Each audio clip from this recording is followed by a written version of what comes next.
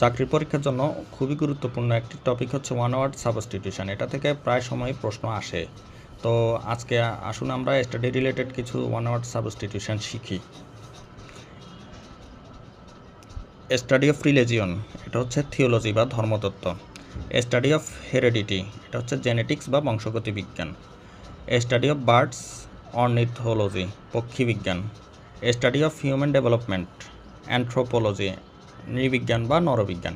Study of relation between organism and environment, প্রাণী ও পরিবেশের সম্পর্ক সংক্রান্ত বিদ্যা, এটা হচ্ছে ecology.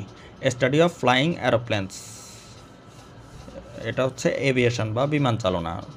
Study of earth and rocks, এটা হচ্ছে জিওলজি বা ভূতত্ত্ববিদ্যা। স্টাডি অফ সেলেসিয়াল বডিজ, মহাজাগতিক বস্তু, এটা হচ্ছে অ্যাস্ট্রোনমি বা জ্যোতির্বিদ্যা বিজ্ঞান। তারপরে হচ্ছে study of the influence of planets and stars, মানুষের ওপর তারকারাজির প্রভাব, এটা হচ্ছে অ্যাস্ট্রোলজি বা জ্যোতিষশাস্ত্র। Scientific study of bodily diseases, এটা হচ্ছে প্যাথোলজি, রোগ বিজ্ঞান।